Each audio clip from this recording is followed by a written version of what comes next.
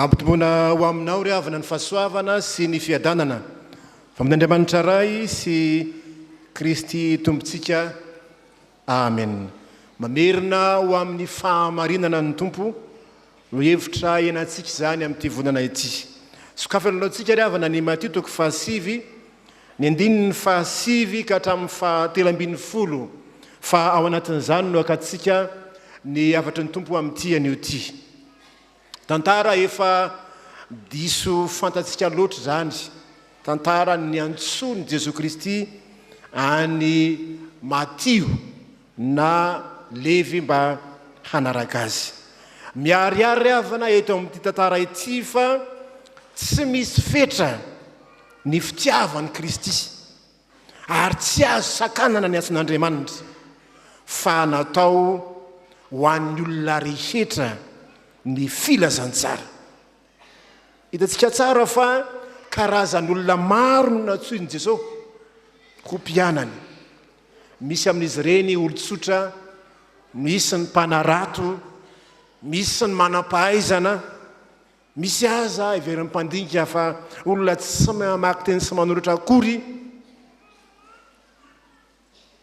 nefa dia nantsoina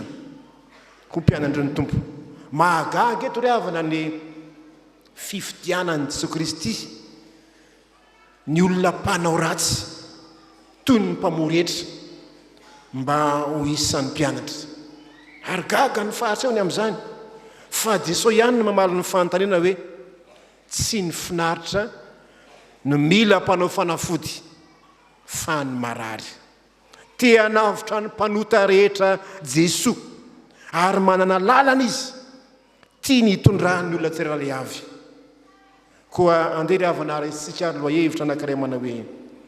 ny olona izay manaiky ny antson'ny Tompo. Ny olona manaiky ny antson'ny Jesoa ry havana voalohany dia vonina hanaraka azy. Avakitsika ry havana ny andininy 7. Andeha arakitsika hamaky izany, andininy 7. Ary noho ny ala teo Jesoa dia nahita lehilahy atao hoe Matio nipetraka teo am-pamorian-ketra ka hoy izy taminy, andeha hanaraka ahy. Dia nitsangana Matio ka nanaraka azy. Dia nitsangana Matio ka nanaraka azy. Fanapahan-kevitra eo no eo nataon'i Matio ity. Nona fa dia fa nahalala ho ny mpandinika ny tantaran'i Jesoa ity Matio ity ka tsy nisalasala izy avy hatrany dia nanaraka amin'i Jesoa Kristy. Rehefa natsoiny Jesoa izy nanaraka avy hatrany. Toy milaza hoe nahitany tsara izy ka nandao ny ratsy. Ny laozana tanteraka fa tsy mody ny laozana ny asa famorian-ketra. Any amin'ny Luka toko 5 dia milaza ny 19 ny hoe nahafony zavatra rehetra izy. Nahafony ny zavatra rehetra ny asany ny famorian-ketra izay nataony teo. Voalaza eto amin'ny tantara ity ry havana fa Jesoa no nahita. Jesoa no nahita azy teo am-panaovana asa famorian-ketra.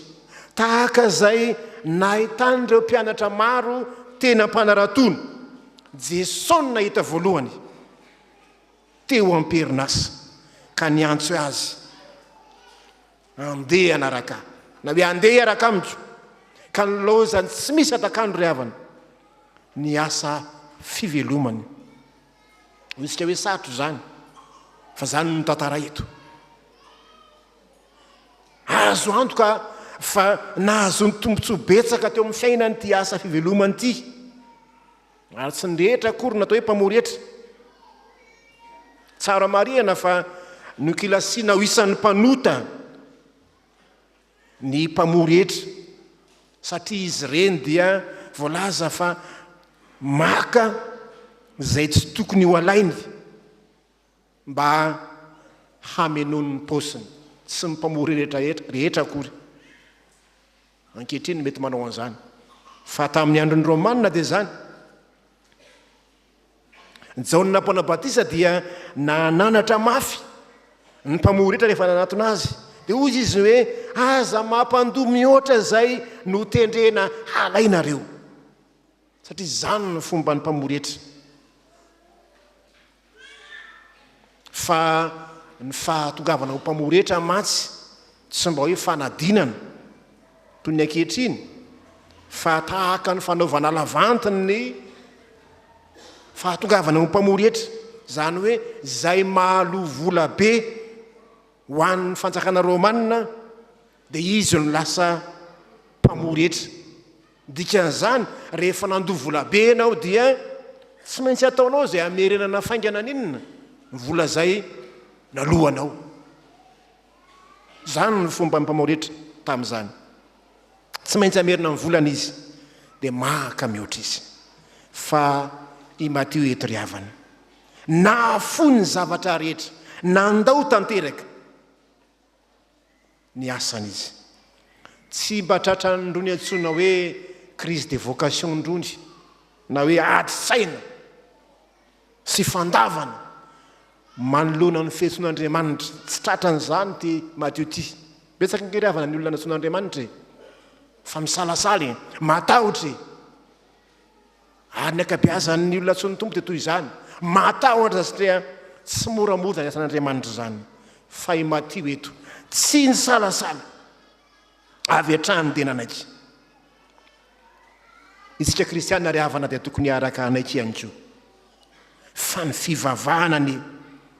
tsy tombontsoa ara-nofo ara-materialy loatra tsy zay loatra ny anam-ponan'Andriamanitra fa raha izany no izy dia tsy niala tamin'ny fahamarinana i Matio fa arena be no azony tamin'izany araka ny teny Jesoa moa hoe ny zanak'olona nge tsy manana ny sy ny lohany azy ka tsy nitsatsaka tombontsoa ara-materialy loatra Matio ary zany koa ny tokony fiainantsika ny fivavahana akory tsy filan-javatra fa tena fanarahana ny Tompo amin'ny fitiavana ny fankatoavana eto ry havana dia fanekena tanteraka tsy misy fisalasalana izay asain'Andriamanitra atao noho ny finoana azy tsapa amin'izao tantara zao ry havana malala zay mitovy amin'tio amin'ny tantaram-pianatra maro toy ny mpanarato fa nandao ny raharam-pivelomany mihitsy ireny mpanarato reny no niantso ny Tompo mbola tsy fantatra akory zay vozotran'ny fiainany tsy fantatra zay fiafarany zao fiarah-miaso zao kanefa dia fanekena ny tsitrapo tsy misy fepetra no nasehony Matio eto fanarahana ny Tompo ry havana ny zava-dehibe ny Tompo mahalala fa mahatsara any Matio ny manaraka azy hoy izy tamin'ilay Jesoa tamin'ilay mpanakarena anankiray nanatona azy mpanakarena mandehana hoe inona nataoko anatovako amin'ny fiainana mandrakizay dia ozy Jesoa hoe diso zavatra ny ray loha ianao iny le fahadisony mandehana amin'dio fanananao dia meo ny malahelo dia ananarakitra ny an-danitra ianao ary vi anaraka fa tsy misy olona afaka hanompotompo roa fa lehilahy dia niemotra izy satria nanakarembe ho ny tantara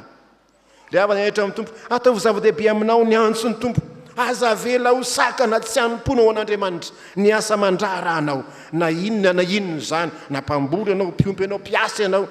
ianao no antsony ny Tompo ianao no antsony ny Tompo anao ny asany ka aza lavana zany amin'ireo asa maro zay iandrekitanao ataovy lara-pahamehanao anao ny an'ny Tompo aloha zay ny tiana asongadina eto ny Tompo ke tsy nyteny hoe andeha anaraka dia areo any ny asanao fa ny fahatsapahany Matio dia niasa izy niala izy najanony teo ny asany so dia misy etratra koa mazy hoe andeha ala amin'ny asako ty notady asa azy efa manahirana matsy marina zany ny asa efa misy ndrevy no arina fa eo amin'izay ny antsoin'Andriamanitra anao eo amin'ny asanao hijoronao vavolombelona ataovy lara-pahamehana aloha ny asan'Andriamanitra aza atao sakana ho anao ny asa fivelomana andavanandro fa zao ry havana ny tsarovy fa na mahay sy mahiratra sy manam-potoana ao amin'ny asan'ny tompo azy ianao fa tsy manana fitiavana zava-pony zany na mahay sy mahiratra toy inona azy ianao nefa tsy manana fotoana ao amin'ny asan'ny tompo ihany koa zava-pony zany raha ataonao farasa ny asan'Andriamanitra tsarovy ry havana fa afaka ny omponompon'Andriamanitra avokoa ny olona rehetra na iza na izy na inona ny nasehatra misy antsika na asa toerana ny asa misy antsika na toerana misy antsika eo amin'ny fiarahamonina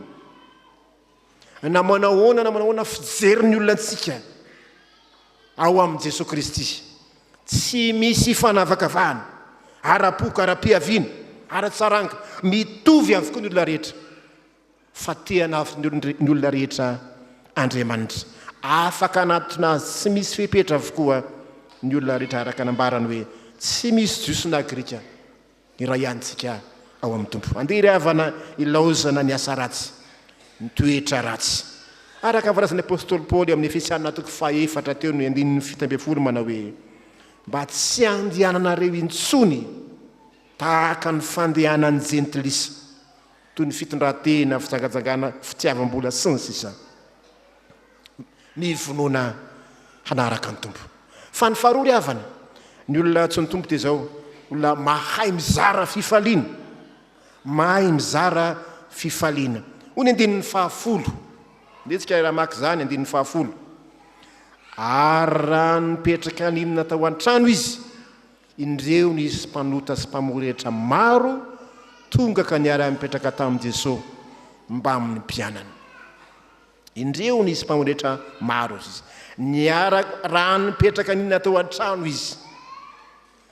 zao ry havana ny tsarovy zava-pona aloha mifanarahana ny tompo na fo ny asa fivelomanao azy ianao ka tsy tonga amin'ny tena fibebahana zava-pony zany na atolotra odorina azy ny tenanao fa anisany zava-dehibe amin'ny fandaozana mahatsiravana ny fandaozana ny fomba ratsy teo aloha zay nahazatra hitatsika eto ry havana ny famindram-pon'i Jesoa famindram-po satria miantso ny mpanota izy niantso lehilahy anankiray izay manana maizy azy izy olona manam-pahaizana mpiasa-patsakana romanina zany famindram-pon'Andriamanitra zany tia Mamerina io lehilahy io amin'ny fahamarinana Jesoa Kristy dia rehefa tonga olom-baovao i Matio eto na i Levi hoy ny falasa Marka Luka azafady dia nanao fanasanam-be izy raha mamaky ny Luka toko 5 sika Matio moa eto tsy dia milaza oatra hoe aiza moa le trano na iza le olona manao fanasana fa ny Luka toko 5 dia milaza fa nanao fety be nanao fanasam-be i Matio tsy voalaza amin'ny Matio eto ny toerany raha maro moa dia tsy te hilaza teny Matio zany hoe zangy nanao fanasam-be dia tao an-tranoko ny izy natao fa tsy voalaza eto zany nanao fanasana izy ho fankalazana ny fifaliana vaovao tahaka ny hoe rehefa nahazo fahasoavana dia miara misakafo fifaliana zany fiaraha-mizary zany fiombonana zany nanasa ny namany taloha sy ny mpiaraka taminy izy ary Jesoa raha teo koa dia niaraka ny sakafo taminy tao zany hoe tena tiany ty lala tiany manararoatra zany fotoana zany araraoty ny fotoana mba azon'ireo ihany koa famonjena nataon'i Matio zao fanasany zao ho mariky ny fandaozany ny asa ratsy ny teo aloha ny fanambakana ny fanararaotana ary eo ihany koa hoe Jesoa ty azy Jesoa tia ny mpanota rehefa miala amin'ny ratsy fanao isika dia mizara fifaliana-ndray amin'ny hafa mijoro vavolombelona ampiara-miasa ampiara-mionina sy ny sisa zany ny fifaliany Matio teto le hoe nanao fanasam-be izy a mariky ny fifaliana fizarana fifaliana zany efa koa fijoroana vavolombelona zany natao zaraina ry havana ny fitahiany Kristy fa tsy nitazomina ho antsika samy rery fotsiny ihany avelao ary hitraomponao Jesoa Kristy eo amin'ny fiainanao izy dia ambarao amin'ny hafa ihany koa ny nanavotana anao. Fa zany ny hevitra fanasam-be zay nataon'i Matio zao mariky ny fifaliany, mariky ny fibebany, mariky ny fijorono vavolombelona fa efa afaka izy farandriavany. Ny Tompo dia miantso zay tia niantsoana, tsy arakarak'izay heverintsika niantson'Andriamanitra, fa niantso atao amin'ny mpanota eto dia niatonga azy mba hiverina amin'ny Tompo, iaina amin'ny fahamarinana araka ny sitrapon'Andriamanitra, atonga azy hitory vavolombelona sy taona ny hafa. Tsy arakaraka ny eritreritsika akory niantson'Andriamanitra, fa tahaka ny faritra eo antsika ara zany hoe nahoana ny mpampianatrinareo no miara-nipetraka amin'ny miara-minana amin'ny mpanota ozy, am-pamorian-ketra sy ny mpanota, hoe tsy fangarongaro zany, fa afa ny fitiavan'Andriamanitra ny olona, tsy arak'izay heverintsika. Tian'Andriamanitra antsoina ny olona re dia antsono zany, ary azavarina mijery ny hafa, fa ny tenanao jerenao, olomboantsy va ianao manarany Tompo. Rehefa antsoin'ny Tompo ny olona rery havana, rehefa antsoin'ny Tompo ny olona iray dia tahaka ny hoe manao divorce amin'ny fiainana ratsy teo aloha izy, fa lasa manaraka an Jesoa. Ndika ny teny hoe dia nitsangana Matio ka nanaraka azy. Ndika ny teny hoe nanaraka azy teny grika dia hoe akoloteo. Ndika ny hoe akoloteo dia manaraka na hoe avy amin'ny teny hoe akolita ho isika. Zay ndika ny hoe akolita, manaraka, namana. Rehefa manao divorce amin'ny fiainana ratsy teo aloha anao dia lasa akolitan'i Jesoa anao zay, manaraka an Jesoa naizanaiza aliany, naman'i Jesoa ianao, mpiara-miombonatoka aminy ianao. Manomboka zao ary havana tapaony hevitra elao no fanao ratsy teo aloha, andesika anaraka an Jesoa Kristy, fa tsy hitondranao any amin'ny kizo akory Jesoa Kristy, fa hitondranao any amin'ny fiainana izy, dia ny fiainana be dia be ho avy mipasika fitsanganany tena maty, fiainana mandrak'izay no tanjon'Andriamanitra ao atsika. Koa meteza ary havana, meteza hanaraka ny Tompo amin'ny fanetretena ho azy ny voninahitra ho aminao ny fiadanany. Amen.